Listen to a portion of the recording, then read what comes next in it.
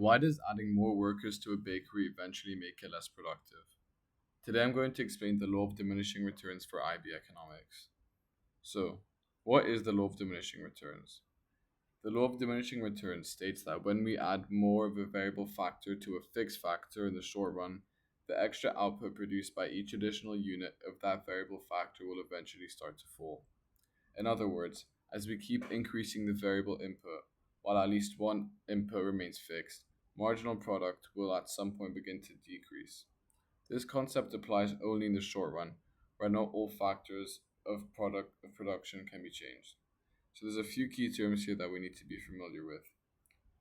A variable factor is something a firm can change quickly in the short run, like adding more workers.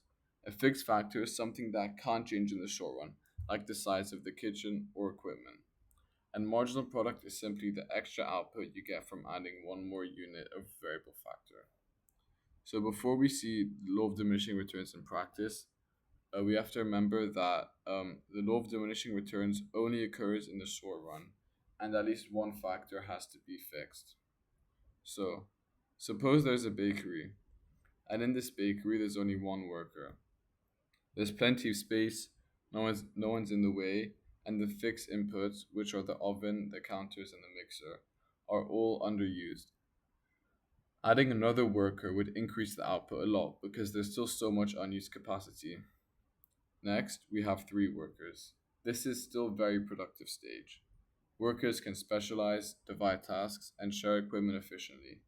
Marginal product is still high because the kitchen isn't crowded yet. Now, look at the kitchen with six workers. Things start to feel a little tight. Workers have to wait for the oven or counter space and sometimes get in each other's way. Output is still rising, but the extra output from each new worker is smaller than before. This is the start of diminishing returns. Finally, with eight workers, the kitchen becomes overcrowded. People bump into each other, overlap tasks, and slow the process down. Efficiency drops sharply. The marginal product of adding an eighth worker is very low and could even become negative if crowding causes mistakes or delays. Across these four images, you can see diminishing returns in action.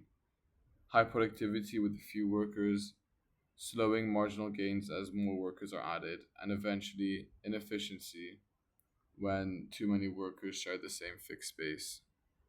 Now, let's relate this to the graph seen over here.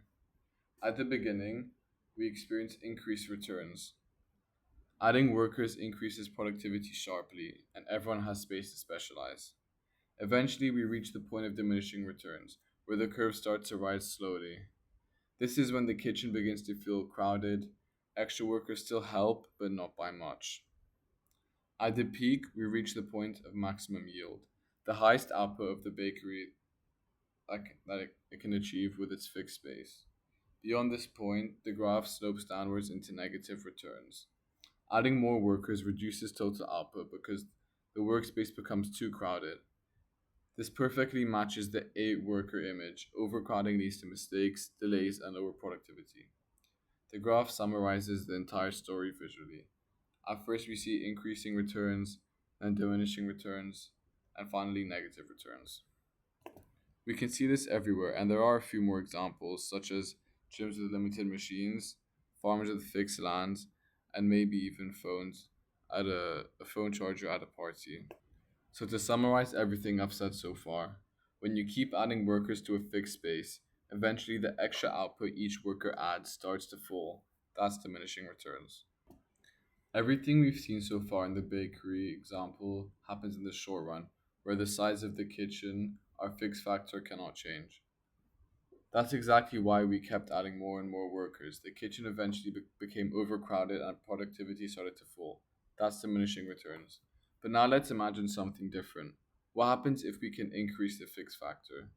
What if the bakery moves into a bigger kitchen with more space, more equipment, and more room for workers to spread out?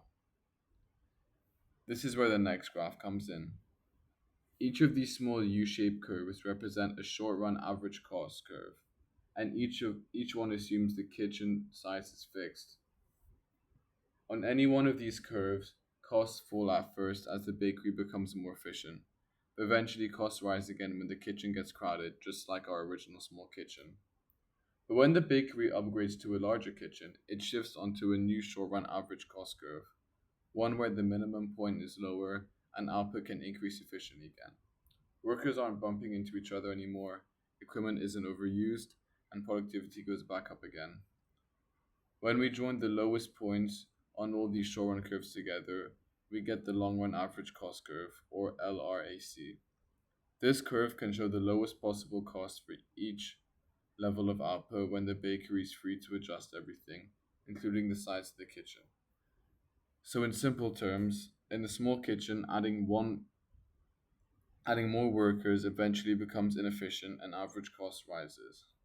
In a bigger kitchen, the bakery can scale up production more efficiently, so moves to a lower cost curve. The LRAC curve is basically the envelope of all the best possible kitchen sizes at every output level.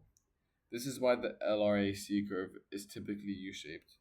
Costs fall as the firm grows, flatten out at the most efficient scale, and rise again if the firm becomes too large to manage effectively. So just like our bakery becomes productive again when the kitchen expands, firms in the long run can reduce costs by increasing their scale and escaping the constraints of short run. And this looks very similar to economies of scale. Hopefully this video has helped you understand the law of diminishing returns and shown you how it can be applied in real life with graphs. Thanks for watching.